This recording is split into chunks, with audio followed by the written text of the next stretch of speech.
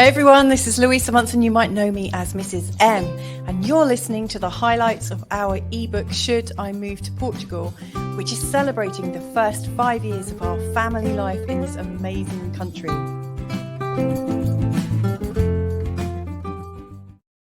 Hola, bon dia. Okay, let's get into today's excerpt then from Should I Move to Portugal. It's called Water, Sight for Sore Eyes. Here we are in central Portugal then, and making our grand lifestyle adjustment. It all seems so elemental. I know it's elemental. Portugal is elemental. Earth, clearly bountiful at this time in autumn of 2017, is calling to us with its rich autumn harvest. We're grateful. Air, when not tainted with smoke, as I've previously written about, is fresh and enlivening. We are truly inspired.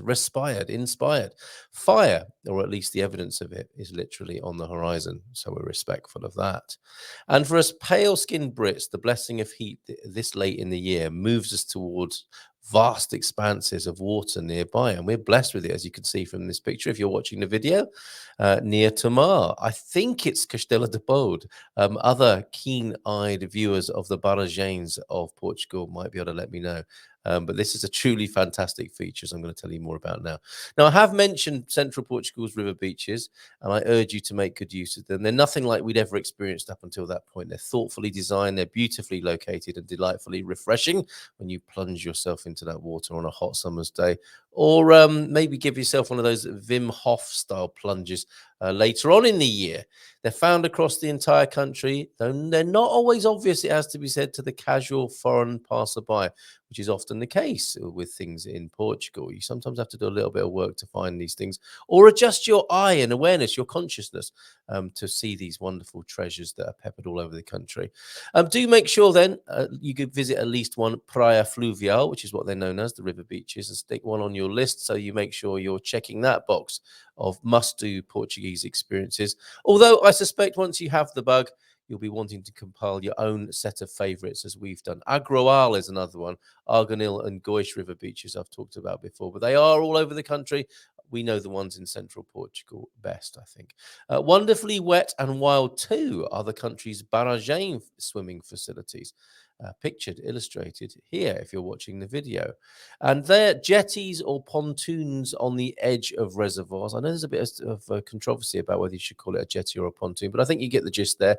You walk out on a floating walkway, and the swimming area is boundaried by pontoon-style decking, and you can just jump into the water. Now, these places offer depth and scale. I don't know if you ever get to find out how deep the water is beneath you, so be careful, be experienced, be confident, and be safe at the barragens.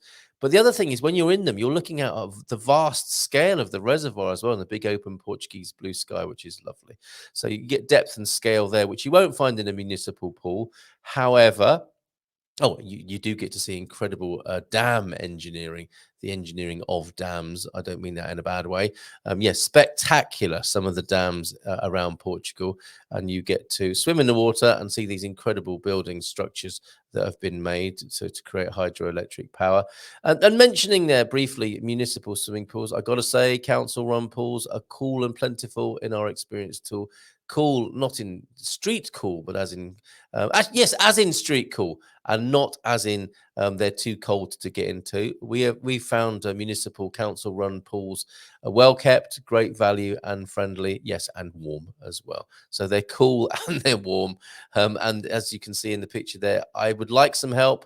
I can't identify it. It was in those heady days of having a different experience every day early on in Portugal. I was just thinking, do I still have different experiences every day? I think I do, even 5 years later. But seriously, it was heady and excitable in those days back in 2017.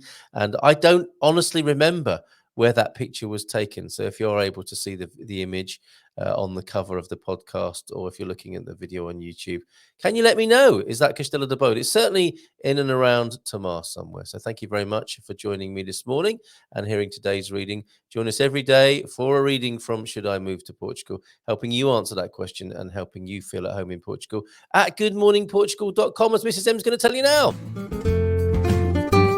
So we hope you're enjoying listening to our adventures. Don't forget that Good Morning Portugal is all about helping you to feel at home in Portugal.